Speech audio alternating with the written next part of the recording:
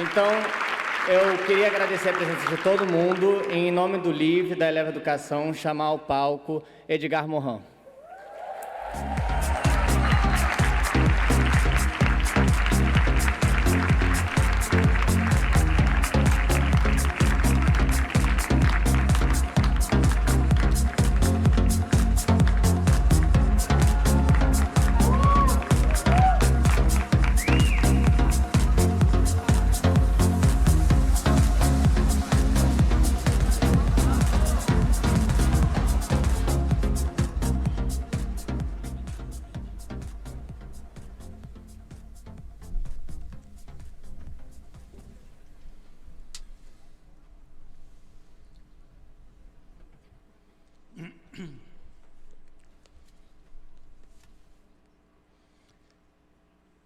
Mesdames, Senhoras Messieurs, e senhores, chers amis, queridos amigos, tout d'abord, je em veux primeiro lugar, remercier gostaria de agradecer les inviteurs, os que me convidaram, a Associação Eleva, o Caio et l'organisation e a de ce organização congrès. deste congresso fantástico. Gostaria de agradecer também a minha mulher Sabá, que é necessária para o meu coração e para a minha mente.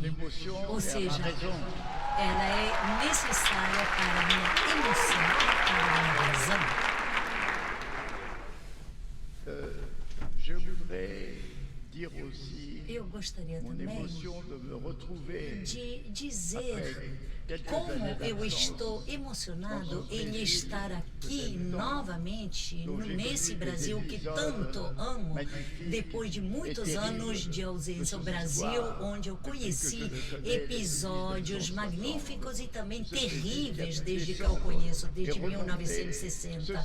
O Brasil que desceu e subiu novamente, o Brasil das iniciativas, das particularidades, da capacidade de redenção dos jovens na favela, da favela do Cantagalo e de tantos esforços criativos para criar uma vida melhor e com todas as dificuldades, as tragédias, os poderes que só procuram o lucro e a dominação. Enfim, este Brasil que, como todos os brasileiros, a sede de uma luta permanente entre as forças do bem e do mal, do melhor e do pior. Este Brasil que eu amo, eu quero saudá-lo antes de mais nada.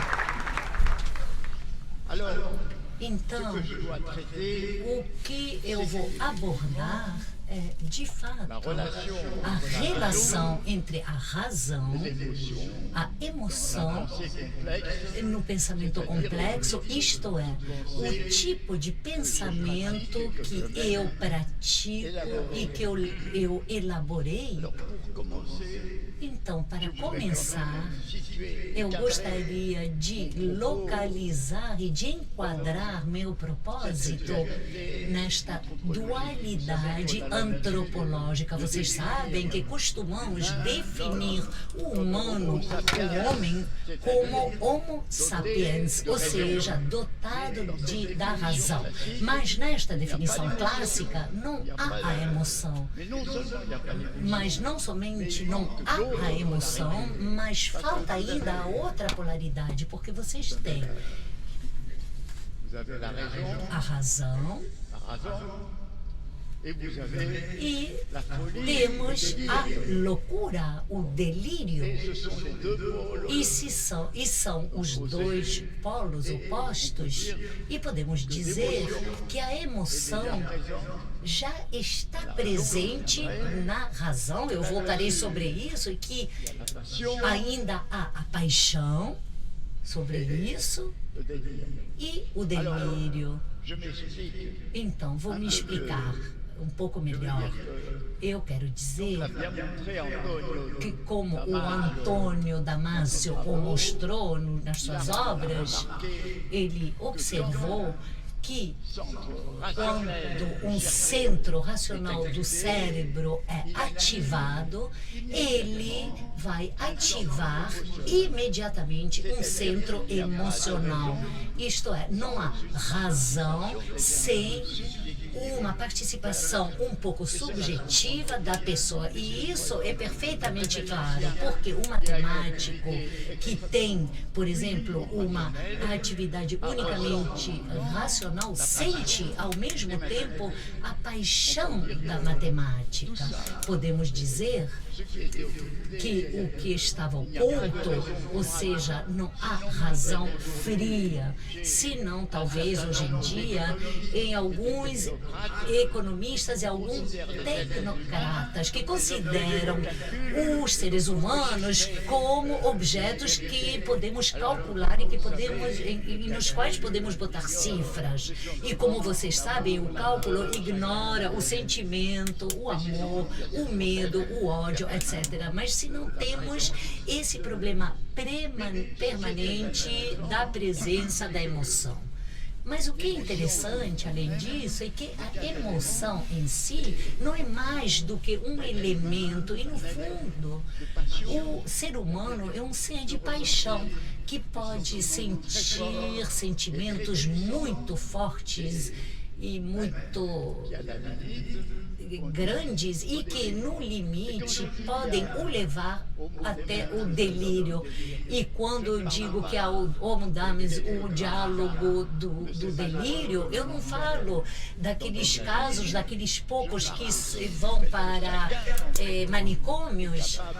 Eu digo que cada um de nós pode ter delírio, pode chegar ao delírio quando está com raiva, que pode haver também fenômenos de histeria, de multidão e numa crise de loucura, da qual nos arrependemos depois. Mas podemos dizer que esse polo de delírio está presente. E podemos dizer até que a história da civilização ocidental, que hoje leva adiante o mundo, ela está animada pelo que os gregos chamavam de desmedida, que dizia: temos que conquistar a natureza, dominar o mundo e a natureza. E percebemos que a conquista pela ciência, pela técnica, pela economia, essa conquista se traduz através de degradações que podem ser irreversíveis no nosso ambiente e biosfera, mas que vai também degradar a qualidade da nossa vida por causa da poluição e da alimentação com tantos agrotóxicos. Então percebemos que talvez a desmedida e a loucura não se encontra somente nos indivíduos, mas também num processo histórico. Então, aí temos os dois polos. Então, qual é a primeira observação que podemos fazer? A primeira observação é que a paixão deve sempre ser controlada pela razão, porque se a paixão é deixada sozinha, chegamos a ter um problema complexo, porque o amor pode ser extralúcido e descobrir coisas, vou ser amado, quero ser amado, mas também o amor pode ser cego e totalmente cego. O amor por um chefe como Hitler ou Stalin, o amor que sentimos por alguém que realmente se aproveita de você. Então a primeira coisa que temos e na qual podemos chegar é que devemos nos esforçar sempre para regular a nossa paixão pela razão, mas ao mesmo tempo podemos nós abandonar as paixões que são a exaltação de si mesma, e toda paixão, evidentemente, contém emoções. Então, a primeira lição dialógica, o que pode ser permanente, que porque uma abnegação muito grande, porque é preciso ser guiado ao mesmo tempo pela razão e pela emoção, e é isso navegar na vida, porque podemos ir para o lado da razão ou podemos cair também, nos afundar na paixão cega. E isto é uma coisa fundamental. E antes de examinarmos mais adiante o problema complexo da razão e o da emoção, eu gostaria de dizer que há uma coisa importante no ser humano, que o ser humano não é somente um fabricante, um produtor ou um usuário de instrumento, de ferramenta, homo faber, mas também alguém que vive de mito. Desde a pré-história, há crenças onde o morto é enterrado com a sua comida, suas armas. Desde a pré-história, há a crença de que há vida após a morte. Não há nenhuma sociedade que seja religiosa, e podemos dizer que os Estados Unidos, a sociedade mais materialista que existe, é religiosa. E a União Soviética, que quis erradicar, eliminar durante 70 anos todas as religiões, também é religiosa. Então, um problema para nós, isso é um problema importante para nós, nesta espécie de pensamento no qual estamos. O risco é de cairmos no delírio, mas ao mesmo tempo não podemos viver sem mito. Precisamos sem mito. Eu realmente cultivo o mito da fraternidade humana. Eu não sei se a fraternidade vai reinar, mas é minha luta, meu combate, meu mito. Portanto, devemos ser capazes de dialogar com o mito. E mais um ponto aqui que eu gostaria de abordar, para abordar a bipolaridade humana, porque por um lado temos o homem técnico, o homo faber, e do outro lado o mito. Podemos dizer, por outro lado, que temos, do ponto de vista da vida, temos a prosa e a poesia. Então, o que é a prosa da vida? A prosa da vida são as coisas que somos obrigados a fazer, sem nenhum prazer, sem alegria, por obrigação, para ganharmos a vida, e frequentemente perdendo a nossa vida para podermos ganhar o pão de cada dia. E o que é a poesia da vida? É o que nos dá o fervor, a emoção, a exaltação. É o que nos dá o amor, o jogo, a beleza, o fato de contemplar o oceano, as gaivotas, as praias. E, infelizmente, nas nossas sociedades, as nossas sociedades são invadidas pela prosa, e devemos resistir através da poesia, nas nossas amizades, nos nossos amores, nas nossas relações humanas. Resistimos contra essa prosa que nos invade, mas é importante levarmos em conta que a poesia na vida é fundamental. E aqui voltamos para a questão da emoção, porque a poesia é uma forma, um aspecto de emoção feliz, muito feliz, uma emoção que nos coloca num estado que pode chegar até o deslumbramento e até o êxtase. Então, eis o quadro geral dentro do qual vou desenvolver o resto da minha fala. Então, gostaria agora de chegar a esta questão da razão, que parece tão óbvia. O que é a razão? Há uma definição clássica daquilo que chamamos a razão clássica. A razão nos nossos cálculos, nas nossas pesquisas e na nossa ciência. A razão é um modo de conhecimento que se baseia na obediência à lógica e principalmente aos princípios de não contradição da identidade, ou seja, eu sou eu e não sou você. Ou seja, um cão é um cão e não é outro bicho, e que se baseia na dedução, ou seja, esse processo racional que parece quase que infalível e que ilustra o silogismo, por exemplo, todos os homens são mortais, então ele é mortal. É uma dedução e a indução, que consiste em generalizar a partir de uma multidão de casos observados,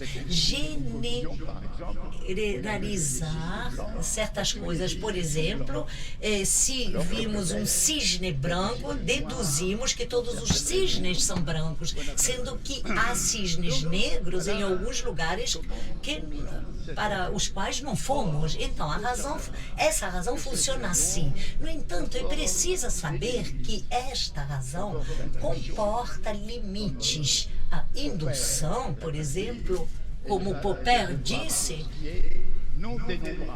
ela não se refere ao que é não numerável.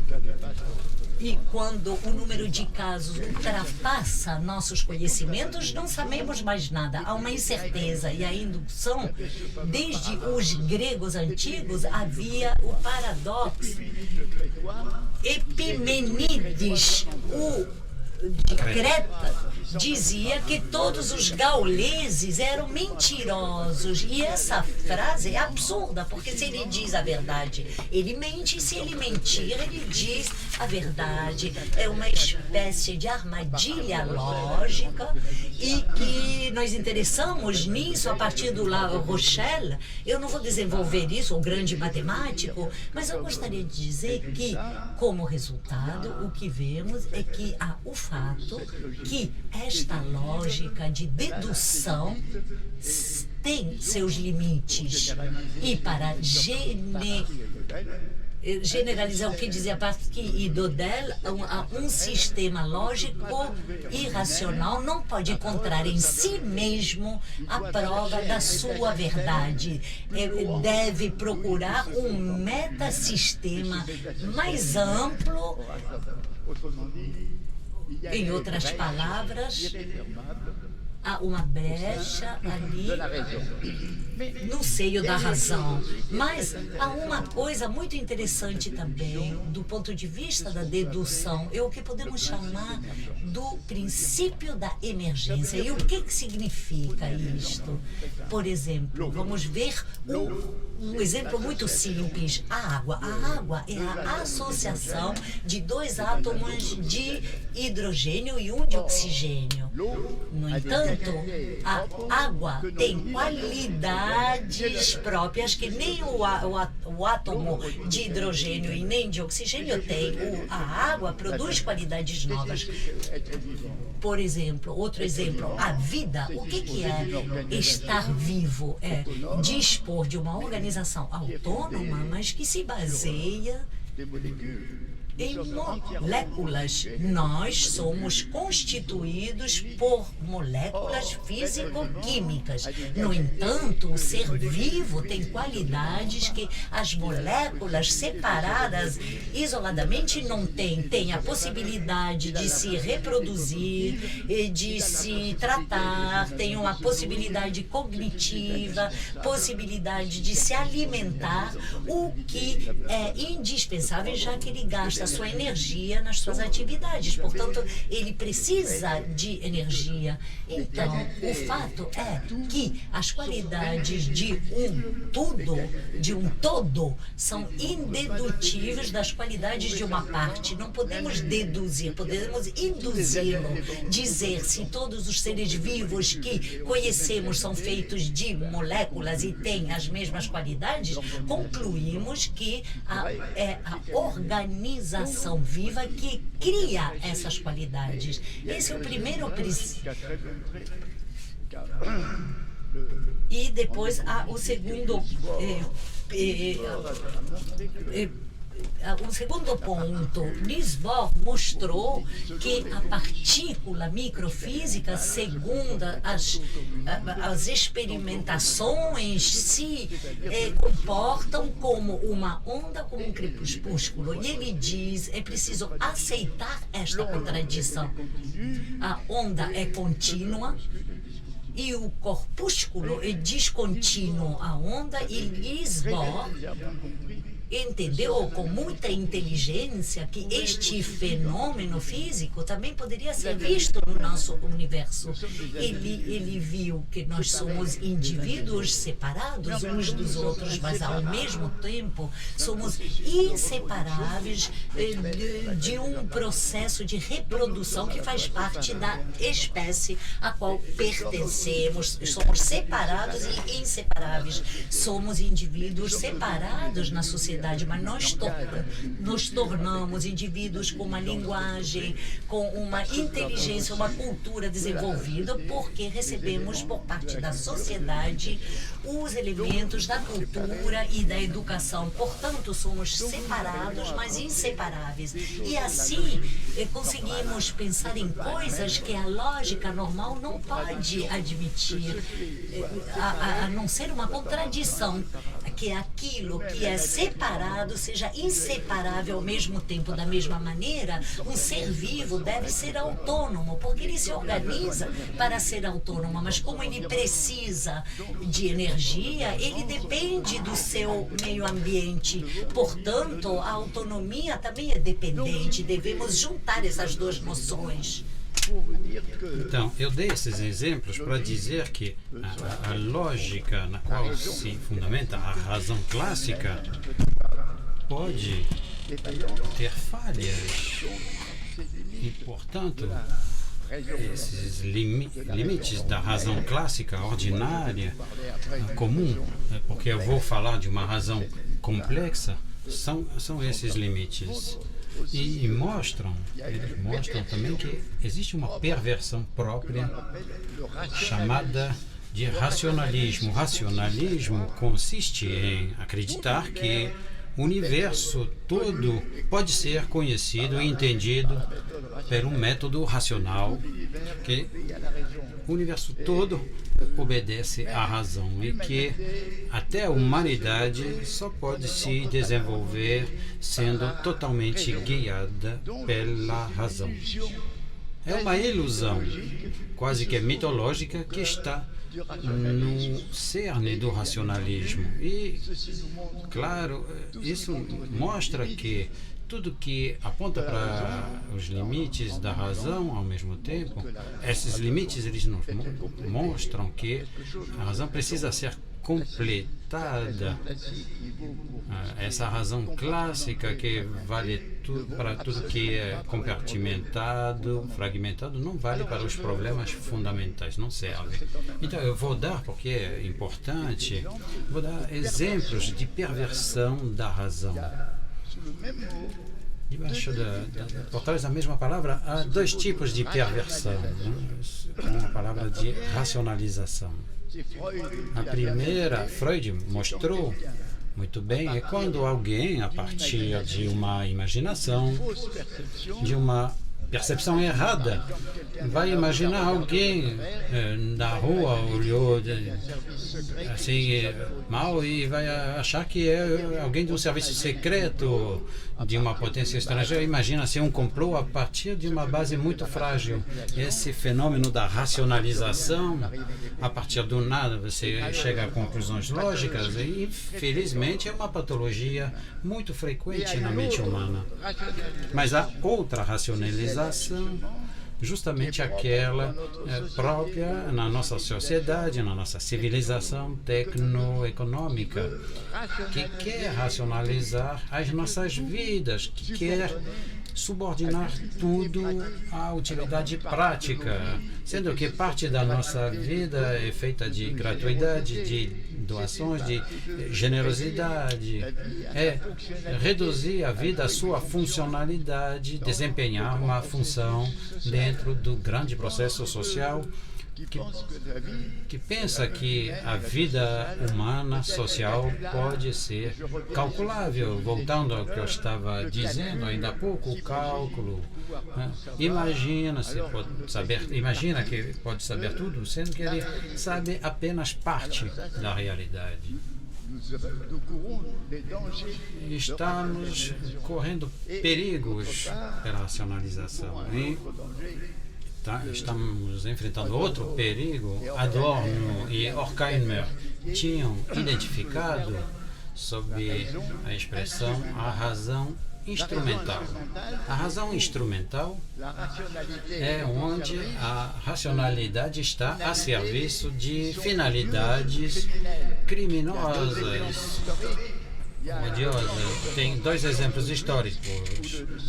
Tem o campo de concentração de Auschwitz, onde o sistema nazista industrializou a morte, transformou a exterminação de massa em indústria da morte e recuperação dos restos das vítimas. E outro exemplo é a bomba de Hiroshima e de Nagasaki, que mataram tanta gente. É uma racionalidade a serviço da morte. E hoje todos os desenvolvimentos das armas nucleares são exemplos dessa racionalização instrumental, dessa racionalidade instrumental. Eu quero abordar um ponto um tanto curioso. Qual a razão fica submergida pela emoção, pela paixão. É o que o filósofo Holten tinha observado falando sobre o que ele chamava de temata. Eram ideias obsessionais que alguns filósofos ou cientistas desenvolviam e que parece ser para eles a chave de tudo. Para alguns é o determinismo, para outros é o acaso, enfim, etc. Ou seja, a racionalidade é uma ideia que dá um gozo psíquico imenso. Aí também a racionalidade pode ser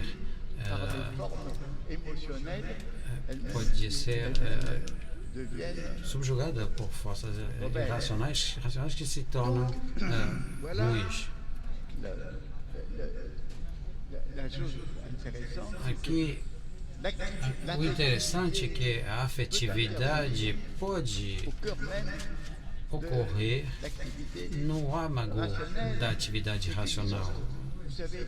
Vocês sabem, o sentimento de verdade, né? Tem duas coisas. Tem a verdade como conclusão de uma observação ou de um trabalho, mas há também o sentimento da verdade que te arrebata, te dá uma plenitude e você fica possuído por esse sentimento. Você tem o sentimento de possuir a verdade e de ser possuído por ela. E é naquele momento que o risco é de errar mais, porque nós não temos da verdade uma noção, um conceito lúcido e crítico, mas sim uma noção quase que mágica. Aí estão os paradoxos da razão clássica, por assim dizer. E é por isso que eu acho que precisamos promover uma razão aberta. O que é uma razão aberta? É uma razão que conhece seus limites, que aceita o que ela não pode conhecer, que aceita o mistério do mundo, que aceita que existem coisas que fogem do seu controle. É preciso de uma racionalidade complexa que não seja apenas aberta, como eu disse, mas que reconheça as contradições que enfrenta. E é uma razão que, de certa forma, instaura uma relação complementar entre noções, conceitos antagonistas, como, por exemplo, as noções de vida e morte. São duas noções completamente inimigas uma da outra.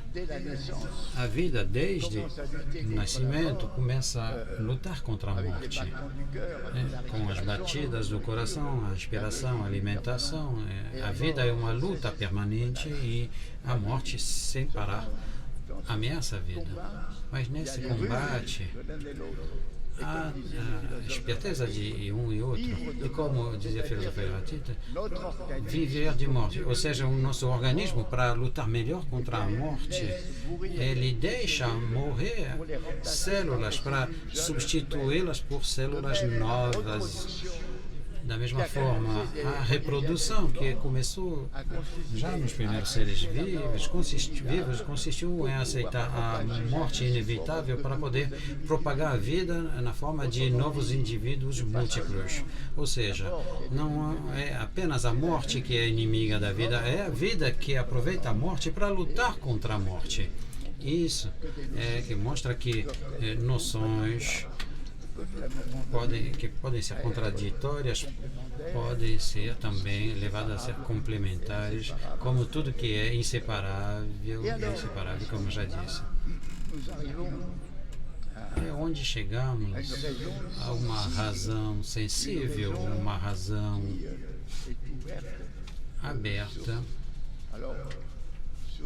para o que emociona, o que dá emoções, que proporciona emoções. E eu chego ao problema da analogia. Vocês sabem, a analogia é algo que se manifesta principalmente na poesia, através de metáforas, de imagens. Mas durante muito tempo ela foi repudiada pela ciência. E desde um século, desde Norbert Wiener, percebemos que existem analogias que podem ser incorporadas no pensamento racional e científico. Por exemplo, a regulação, um sistema de homeostasia, de regulação da temperatura de um recinto por um sistema de aquecimento, é um processo físico. Mas no nosso corpo temos uma homeostasia, uma regulação da temperatura de 37 graus. O fenômeno de retroação negativa, feedback negativo, é algo que podemos encontrar em máquinas artificiais, na natureza, na vida, na humanidade e na sociedade. Mas é claro, existem as grandes analogias que são poesia e são para nós fontes de muita emoção. Então, a verdadeira racionalidade utiliza a poesia, mas ela pode superar a racionalidade. Eu diria, como dizia ainda há pouco, que o pensamento precisa dialogar com a mitologia, o pensamento simbólico, o pensamento analógico. Algo que é preciso cultivar aqui também. A razão precisa ser vigilante contra os seus próprios limites, suas próprias perversões e a própria tendência em querer absolutizar os próprios conhecimentos como certezas absolutas. Agora que falei sobre as virtudes da razão, dos limites das perversões da mesma. Eu quero falar sobre as virtudes e os limites da emoção, ou digamos, da afetividade. Entre as virtudes, em primeiro lugar, há a empatia que é necessária para a compreensão. Qual a diferença entre a compreensão e a explicação? A explicação pode ser feita de forma geométrica, física, mas a compreensão consiste em fazer um esforço subjetivo para entender a outra pessoa, ou para que entender que a outra pessoa é ao mesmo tempo semelhante e diferente de si. A compreensão significa sempre a simpatia, a benevolência, e são virtudes capitais. E o que é muito interessante é se essa qualidade propriamente afetiva, emocional, que podemos chamar de mimesis, o mimetismo, a capacidade de imitar. Sabem que um cientista italiano descobriu neurônios espelhos que, quando vemos alguém fazendo algo, a nossa mente faz ao mesmo tempo, de modo praticamente inconsciente. A mimesis é uma arte, vocês sabem, os grandes imitadores são capazes de imitar a voz de alguém, de uma pessoa, de uma celebridade, mas através dessa imitação entram na sua mente, estão dentro. Quando eu era estudante, eu brincava de imitar os meus professores e não imitava apenas as suas vozes, eu era eles. Temos a capacidade de entrar na pele de outrem, que os atores de cinema e teatro possuem, que todo mundo pode ter e que são muito úteis para a compreensão. Então, são coisas totalmente complementares com a racionalidade complexa, que mostram que deve haver sempre um elo, uma interação entre os fenômenos de empatia, de mimesis e de compreensão. Quanto à intuição, obviamente, é algo muito interessante. Eu lembro do caso famoso do cavalo calculador, que era mostrado nas feiras da Alemanha no início do século XX. Era um cavalo, você dava para ele um problema de cálculo, 23, por exemplo, 23 multiplicado por 52, e o cavalo com um casco, com a pata, ele dava as respostas das unidades, das dezenas e depois das centenas. E diziam mais. Os cientistas quiseram entender, quiseram saber, perguntavam, o cavalo respondia corretamente. Então o cientista teve a ideia de colocar uma cortina, um biombo entre o cavalo e ele, é a pergunta dele. E aí, o coitado do cavalo não acertou. Não conseguiu responder. Ele não era um grande matemático, mas era um grande psicólogo. Ele percebia através de sinais imperceptíveis na fisionomia de quem perguntasse, né, quando ele acertava na resposta. O que chamamos de intuição é, às vezes, a interpretação inconsciente de sinais imperceptíveis. Há outros mistérios da intuição, a telepatia, eu não sei, mas sabemos que há coisas que fogem à racionalidade normal. Agora, eu vou abordar o que eu comecei a falar, é a poesia da vida.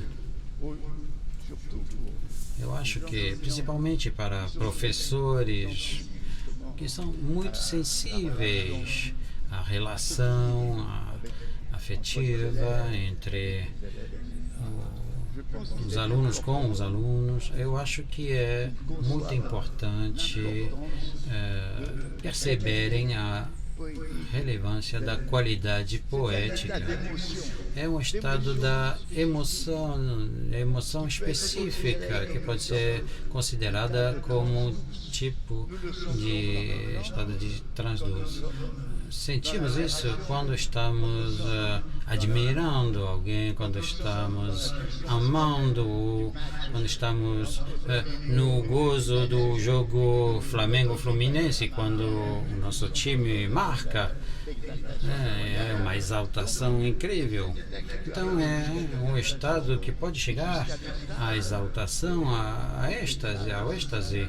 Um êxtase tanto com uma obra de música admirável quanto numa relação amorosa. Então a poesia da vida é isso que precisamos mostrar, que é o que é fundamental e que precisamos cultivar sempre.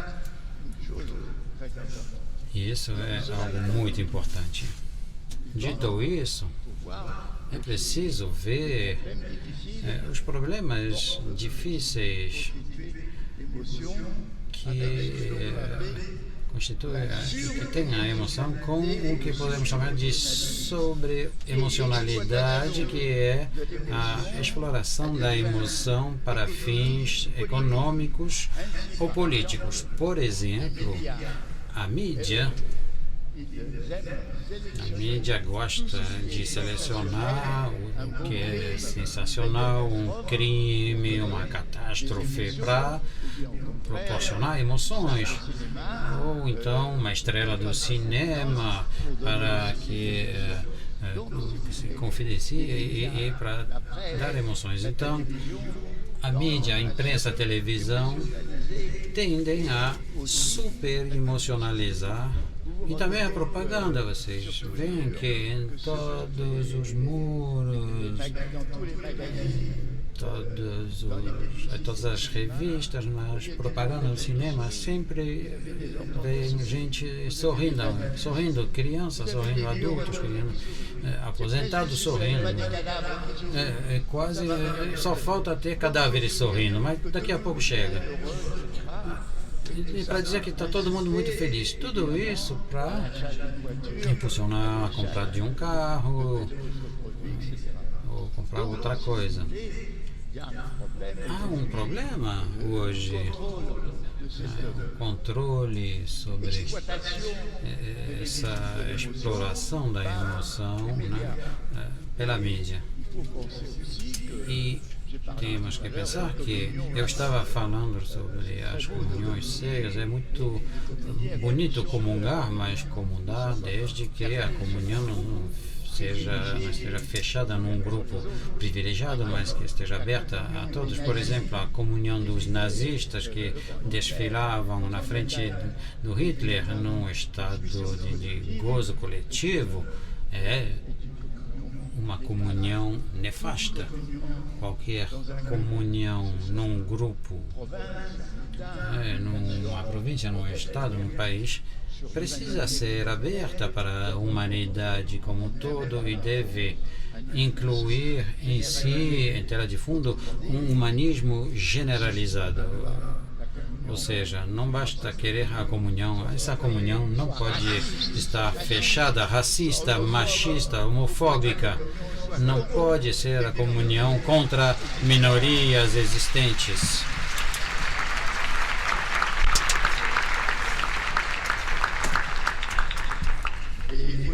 E é preciso dizer também que há os fenômenos de histeria que podem ocorrer, histeria de multidões, de pânico, a histeria que provoca o desencadeamento de uma guerra, que provoca problemas. É preciso desconfiar dos partidos políticos para não levantar uma histeria designando culpados. Então, há um problema que diz respeito ao controle da emoção. E vou chegar aqui às minhas primeiras conclusões. Primeira conclusão. A razão que que pode ser ao mesmo tempo cega e não. A razão, ela possui em si essa ambivalência. A razão é necessária, é insuficiente, necessária. Da mesma maneira, a emoção é necessária e insuficiente, a paixão é necessária e insuficiente. Mas, em contrapartida, e o que eu chamo a dialógica, ou seja, juntar, relacionar isso, é preciso ter racionalidade, uma racionalidade na emoção e na paixão. Mas, ao mesmo tempo, é preciso ter paixão e emoção em tudo que é racional. Na minha opinião, é isso que é importante e que quero dizer também, quero acrescentar qual é o aporte do pensamento complexo. A contribuição é de salientar para ser aceito tudo que pode parecer contraditório e paradoxal.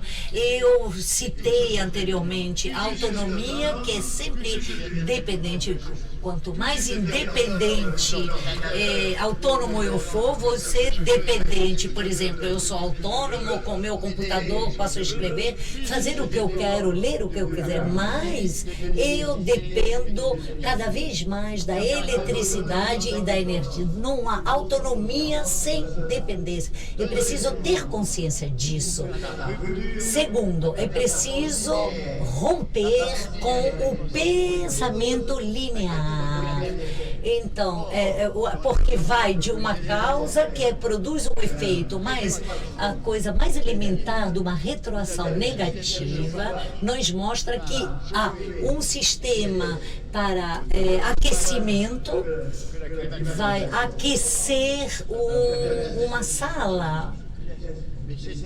Mas esta sala, ela vai ter um termostato e isso significa que quando se alcança a temperatura desejada, o termostato vai parar o aquecedor, ou seja, o efeito se torna causa e há como um loop sobre a causa e o efeito.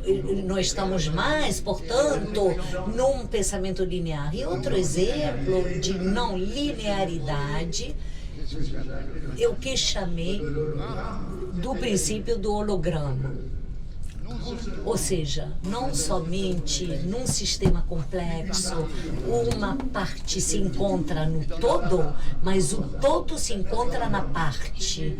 Por exemplo, em cada um de nós, olhemos a nossa pele, cada célula da nossa pele contém a totalidade do patrimônio genético, mas é só uma pequena parte que se expressa para dar lugar à qualidade da pele. Portanto, tudo está na parte e não é a parte somente que faz parte do todo. Da mesma maneira, somos seres sociais.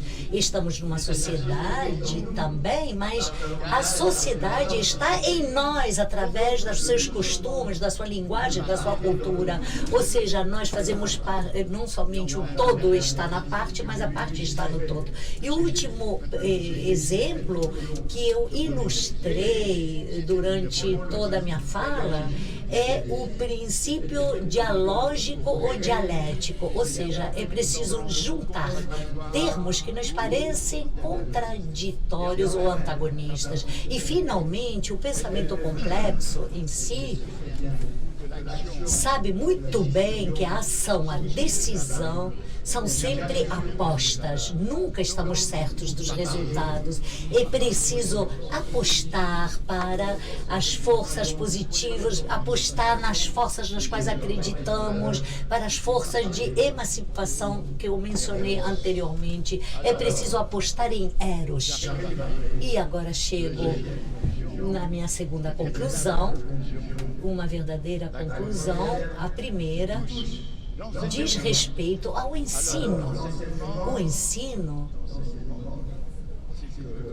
é que Platão disse exatamente que a primeira qualidade e fundamental de qualquer docente é que ele deve praticar o eros. E, em primeiro lugar, o amor. O amor não somente com relação à matéria que ele ensina, mas o amor para seus alunos, estudantes. Sem eros, sem essa paixão e esse amor, só vamos falar as coisas que se escrevem mais ou menos na memória, mas não damos aquele elan vital para a vida de todos. Então, o docente, o professor, deve desenvolver em cada um dos alunos a sua personalidade, mas ele deve lembrar de duas coisas. Primeiro, que a criança é um filósofo selvagem e que a criança é um poeta selvagem. A criança é um filósofo selvagem. Por quê? Porque ele faz as perguntas que os filósofos se farão depois. Onde eu estou? O que é o mundo? O que é a vida? A criança se faz essas perguntas fundamentais. E, infelizmente, durante um processo que achamos que é progressivo e que, em certa medida, é progressivo, mas que é regressivo também, que faz com que percamos esse tipo de curiosidade, de pensamento, e fazemos com que se adapte a um pequeno compartimento social. Esse processo de degradação da criança filósofa, sendo que devemos desenvolver nele a capacidade dele de questionar não somente o espírito crítico, a capacidade de se fazer perguntas, que é a chave, a curiosidade, que é a chave de qualquer filosofia. A criança é um poeta selvagem, tem uma visão que ele se surpreende com as coisas, elas não são habituais, funcionais. Ele olha os objetos, ele olha com um certo deslumbramento as coisas e olha tudo que os outros fazem. E essa capacidade poética, que na minha opinião deve ser cultivada durante toda a vida adulta, é o que é preciso salvar na criança. E eis a pergunta: todo o nosso sistema de educação, não o da associação de vocês, não, todo o sistema educacional que conhecemos foi feito para degradar e transformar o indivíduo numa máquina específica dentro da máquina social. E é uma coisa importante isso, e eu repito, é preciso cultivar a qualidade poética da vida. E, por outro lado, é preciso saber que o adolescente tem aspirações extraordinárias, talvez utópicas, talvez insensatas, mas são aspirações profundas. E o que vamos fazer? Vamos integrá-lo, domesticá-lo para ele esquecer essas aspirações e que ele possa se resignar a tudo. E é por isso que em todas as sociedades se pede-se às pessoas que se resignem. E eis a questão importante. E, repito, é preciso cultivar e ajudar todos, que os professores ajudem todos a desenvolver esta dialógica entre a racionalidade, a emoção e a paixão. Isso é extremamente importante. E aí percebemos qual é o papel importante da literatura, da poesia, do cinema e das artes. E por quê? Porque o romance, por exemplo, o romance é uma coisa que nos comove, que nós somos sensíveis, seguimos as aventuras de um personagem, nós apegamos a esse personagem, vivemos isso emocionalmente, mas o romance é importante também porque além das emoções, é um conteúdo cognitivo, uma maneira de conhecermos as relações sociais, entra na subjetividade do indivíduo, o que as ciências são incapazes de fazer. O romance é uma escola da vida, ele nos ensina a vida. Eu diria a mesma coisa com relação ao cinema e com relação ao teatro. E também diria que é necessário, inclusive é uma frase muito bonita do cineasta russo Eisenstein, que falando dos seus filmes dizia: eu quero criar emoções, cenas que provoquem sentimentos e que esses sentimentos provoquem ideias, e através desse fluxo de sensações e emoções que chegaremos ao pensamento. Então não pensem que basta uma educação baseada somente na técnica e na racionalidade. A educação deve ter o papel fundamental das humanidades, que nos ensina a meditar sobre a vida e que enriquece nosso destino e o destino dos outros. Eu sou daqueles que foi marcado para sempre por leituras e filmes, e penso que é uma coisa fundamental e que deve estar presente na mente dos professores, porque a tendência atual é diminuir o papel das humanidades, das artes, etc., para prevalecer a ciência, etc. Claro que é preciso termos engenheiros e matemáticos. Mas, vocês sabem, o fundador da Universidade Moderna no século XIX, Humboldt, dizia que o papel da universidade não era ensinar uma profissão, mas dar uma cultura para essa profissão. Então, hoje, o problema da cultura é muito grande por causa da dissociação entre a cultura científica e das humanidades, porque a reflexão da ciência não chega aos humanistas e a reflexão dos humanistas faz falta nos cientistas. Então, é realmente um trabalho fundamental a ser desenvolvido.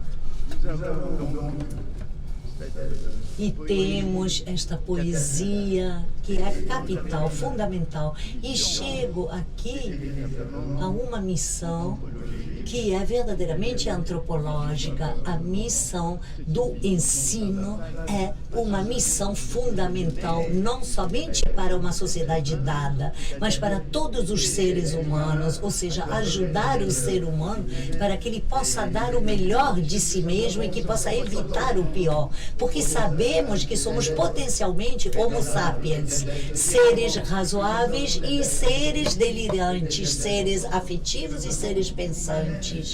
Devemos nós mesmos cultivarmos em nós esta dialógica permanente e vermos que o nosso eu,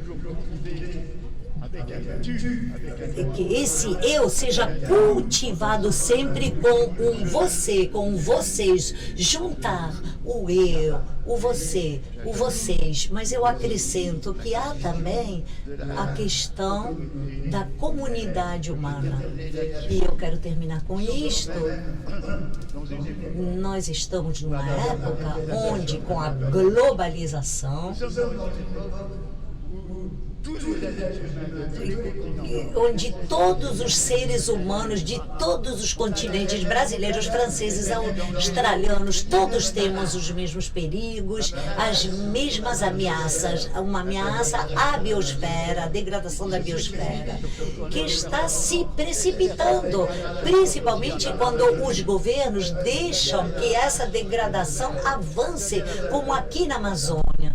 Temos o desenvolvimento das armas, a destruição maciça e também as armas cibernéticas que podem destruir a sociedade, a este fenômeno extraordinário que esta globalização técnica e econômica, ao invés de fazer com que as pessoas se entendam melhor, as coloca em situações de crises e de angústia, e ao invés de entenderem que tem um destino em comum, se fecham numa identidade particular e singular, esquecem que todos somos humanos e na mesma aventura que nos leva não sei para onde. É preciso ressituar o sentido da aventura humana.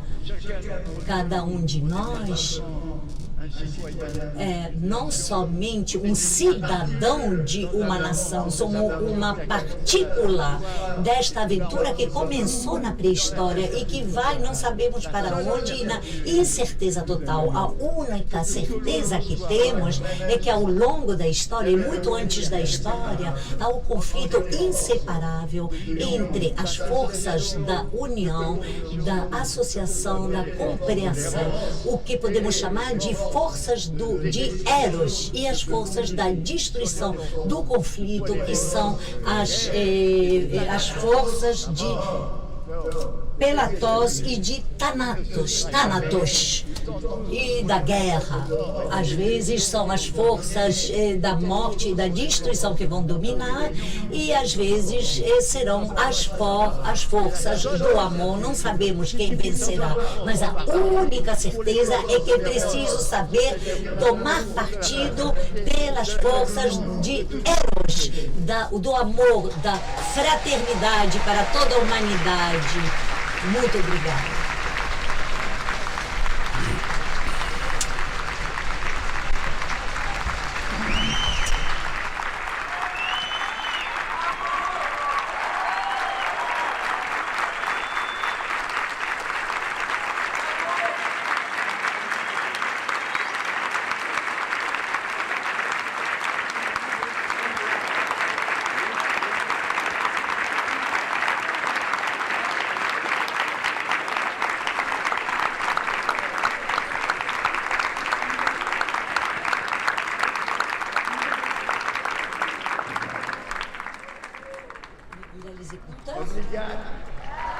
Merci beaucoup. Merci beaucoup. Muito obrigada.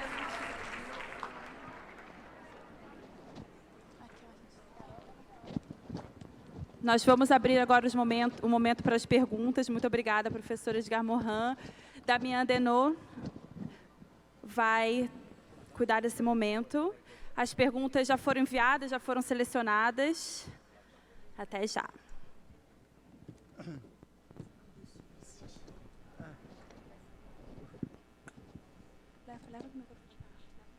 Je vais donc vous souffler à l'oreille les questions. Oui, mais une fois qu'elles sont terminées, pas en même temps. Oui, parce que si, elles sont écrites en fait. Ah, très bien. Oui, oui. Et je les lis et vous me les dites, et vous le soufflez en même temps. Exactement. Je vais la lire en portugais pour qu'ils puissent la connaître. Voilà. Et ensuite Et je les dis en même temps. Voilà. La première commence là. Attention, on va les sélectionner. Ça peut être celle le monde du spectacle. Oui. Avant, le spectacle était produit par un petit nombre d'individus ou de corporations. Aujourd'hui, n'importe quelle personne, via son smartphone dans les mains, peut rendre une société encore plus spectacle de sa propre vie.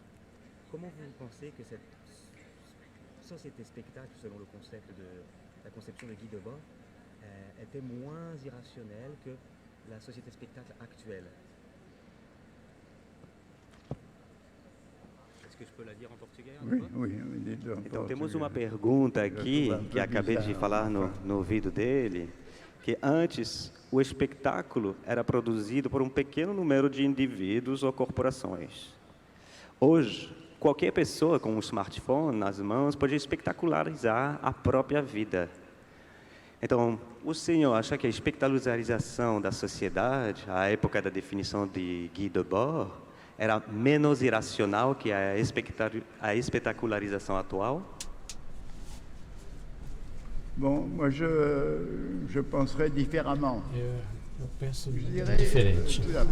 Eu diria que O fato que cada um possa, com a sua caneta, o seu computador, o seu smartphone, possa escrever um romance, um poema, possa fazer um filme, mesmo que não tenha público, plateia, pelo menos ele se expressou.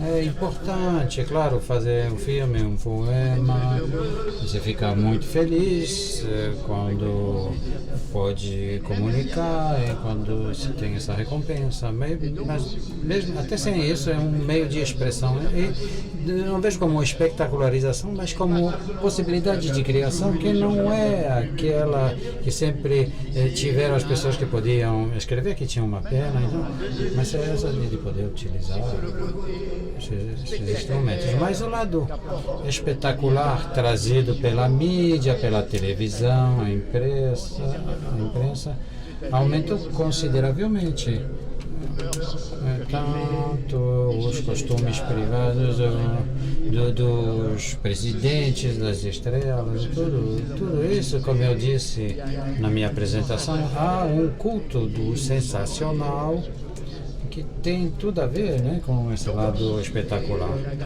Há uma gravação.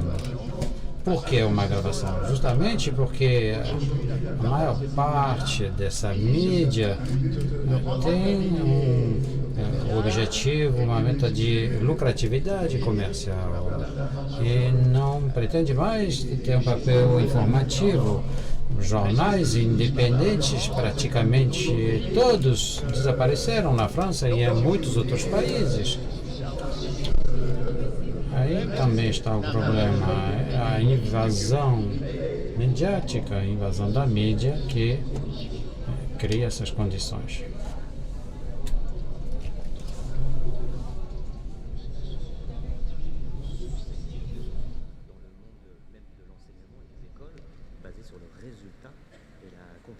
Comment on peut préparer les professeurs à ce qu'ils donnent de l'amour nécessaire pour le développement de leurs élèves? Je vais poser la question ici en portugais, je vous laisse répondre. No mundo onde a busca por sucesso C'est pas répondre à la première. resultado, Vous avez répondu à la première question. Ah, vous avez répondu. Ah, vous avez répondu en français. D'accord.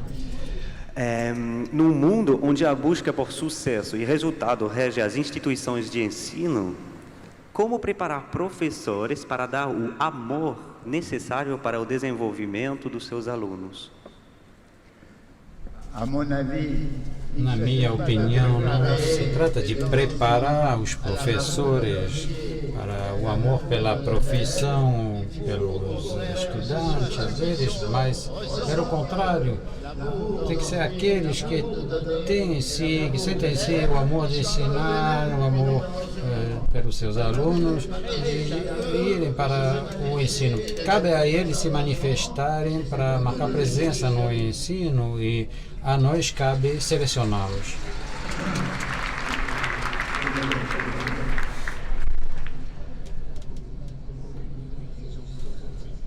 Je sais que je ne sais pas, dans un monde où il semblerait qu'on a toute l'information et beaucoup d'espace pour l'ignorance. Como manter a exigência socrática de que só sei que nada sei em um mundo que parece saber demais e parece comportar espaço para a ignorância?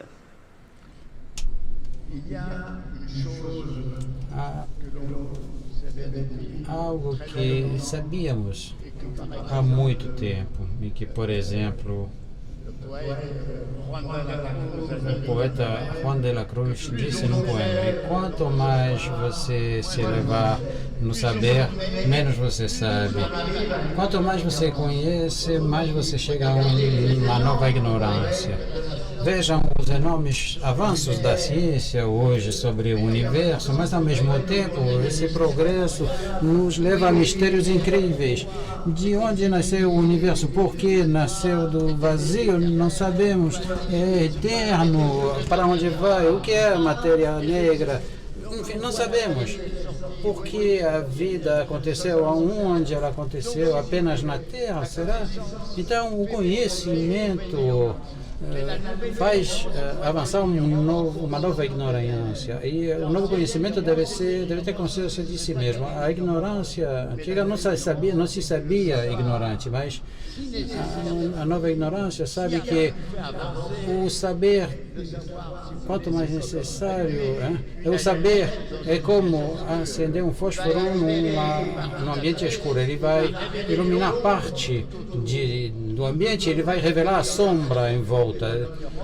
Temos que navegar na certeza e na ignorância com o pequeno capital de conhecimento que temos, fazendo as nossas apostas, como eu estava dizendo há pouco.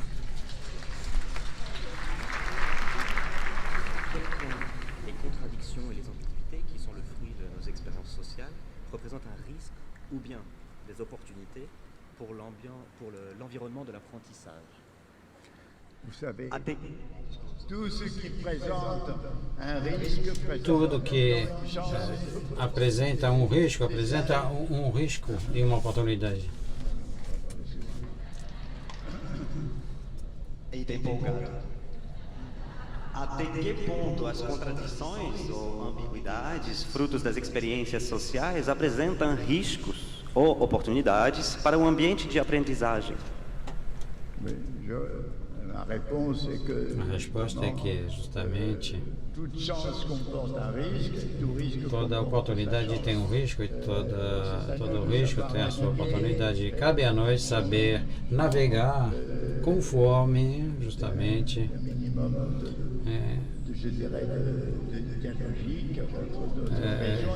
em função de um mínimo de dialógico entre a nossa razão e a nossa paixão. Sempre é o grande problema, mas estamos condenados. Eu acho que o conhecimento, como a vida, é uma aventura num oceano de incertezas, através de ilhas e arquipélagos de incertezas, onde podemos nos abastecer, mas que continua para o desconhecido.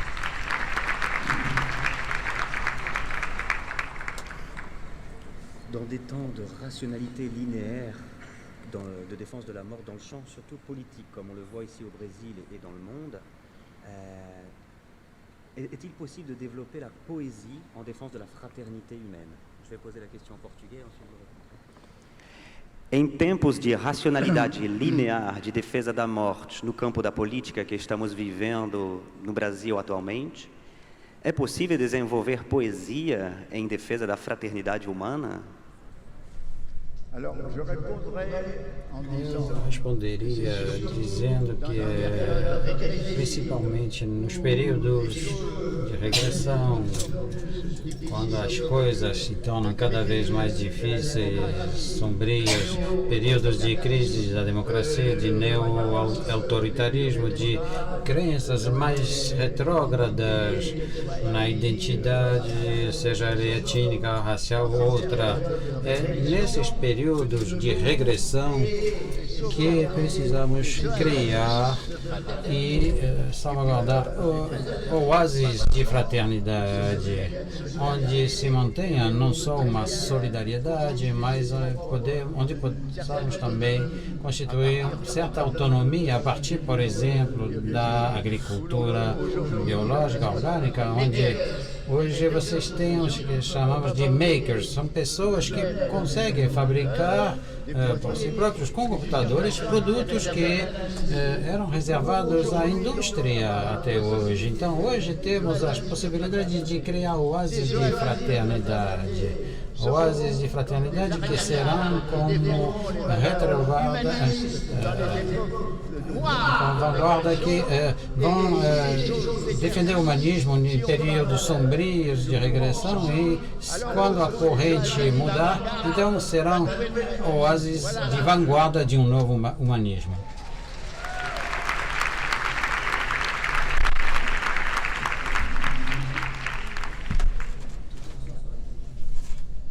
Pensez-vous que la poésie de 2019 est de quelque manière la même qu'en 2019 dans le cœur d'un élève? Poésie entre 2019 et 1919. Senhor Morin, a poesia de 2019 é a mesma que de 1919 no coração de um aluno? Mais vous savez, Sabe, 1917, 1919 c'est pas la même date. não é a mesma data, não foi a mesma data para o mundo inteiro. 1919 na França foi um ano depois do fim da Primeira Guerra Mundial, e para a poesia foi o fim de uma guerra atroz, a possibilidade de dilatar. 1919 na Rússia, que se tornava a União Soviética, era um momento de guerra civil intensa. Na América Latina era ditadura feudal e militar. Não é o mesmo de 1919 no mundo inteiro. O que eu quero dizer é que cada um, nas condições que vive, conforme o seu meio, precisa buscar realizar suas capacidades poéticas através de diversas maneiras, de diversos meios, no casal, no amor, na amizade, na associação, com muitos instrumentos. Tudo depende das circunstâncias, mas cada um deve ter isso em mente. É tudo que vai cultivar a poesia da sua vida será positivo, e tudo que vai resistir à prosa que o meio impõe será relevante. É isso que eu posso dizer.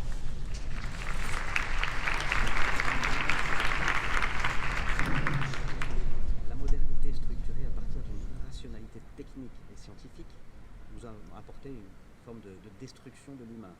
Quel est le rôle de l'inconscient dans l'expérience de sentir la vie et l'élaboration d'une nouvelle société? La conscience est-elle capable de nous amener le changement nécessaire au monde, ou est-ce que ce ne serait pas plutôt l'inconscience qui permette la véritable expérience de sentir et de penser? Caro professor Morin, a modernidade estruturada a partir de uma racionalidade técnica e científica trouxe adoecimento humano e destruição. Qual o papel do inconsciente, onde ocorre a experiência do sentir a vida, a emoção, na elaboração de uma nova sociedade? Será que a verdadeira experiência não ocorreria no inconsciente e não no consciente, na racionalidade, para sentir e pensar?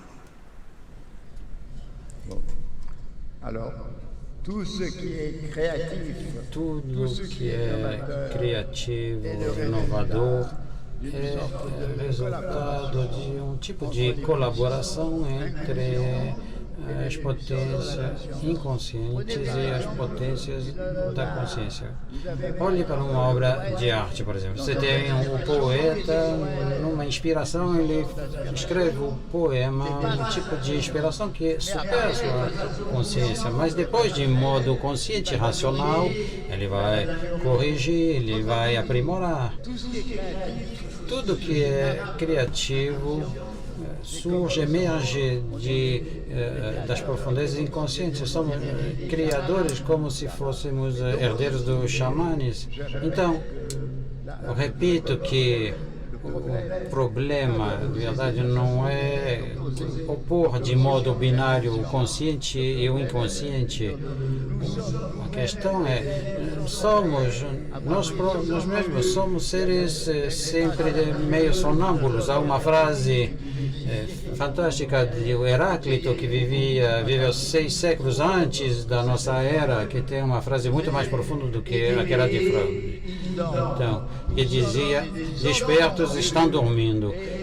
E somos sonâmbulos. E nesse sonambulismo precisamos de raios de consciência, mas ao mesmo tempo temos potencialidade de criadores que vão precisar da ajuda da consciência.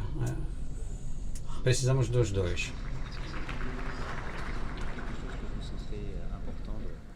Une forme de conclusion pour clôturer ce moment des questions. Une dernière chose que vous voudriez dire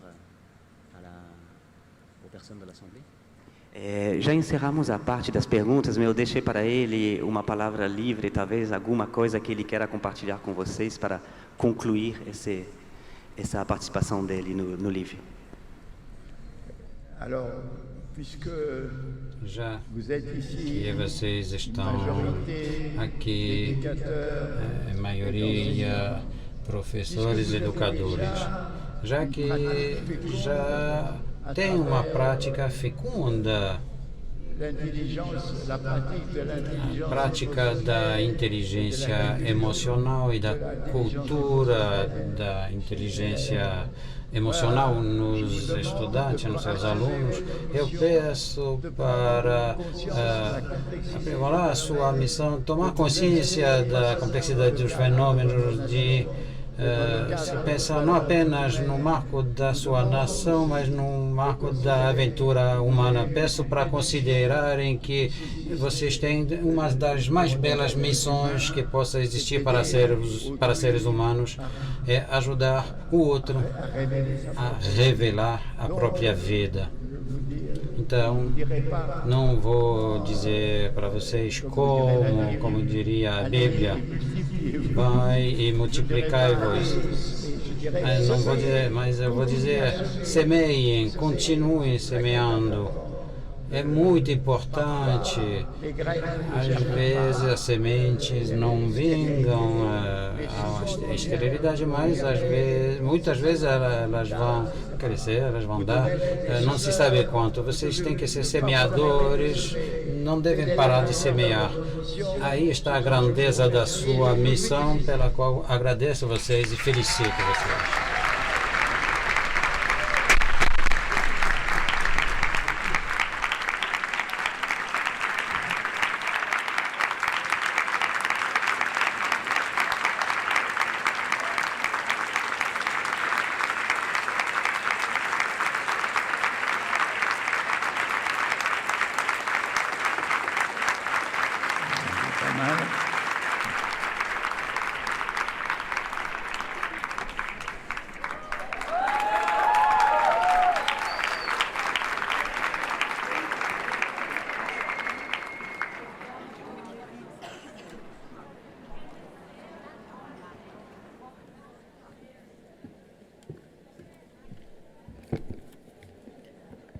Mais uma vez, muito obrigada, professora Edgar Morin. É com muita emoção que encerramos, então, o nosso Congresso Socioemocional LIVE 2019. Lembrando que o LIVE Alive e o Espaço de Negócios, eles estão esperando vocês para o último momento de imersão e condições especiais. Não esqueçam também de trocar a sua pesquisa de satisfação preenchida lá no credenciamento pelo certificado de participação assinado pelo professor Edgar Morin. Fica no credenciamento no térreo. Esperamos muito que as escolas convidadas hoje estejam com a gente ano que vem, desde o primeiro dia. E muito obrigada pela presença de vocês. E até ano que vem. Espero que vocês tenham gostado e curtido muito e aprofundado nos conteúdos. Vamos nessa, embora com essa emoção. E até a próxima, até ano que vem. Muito obrigada, foi um prazer estar com vocês. Obrigada.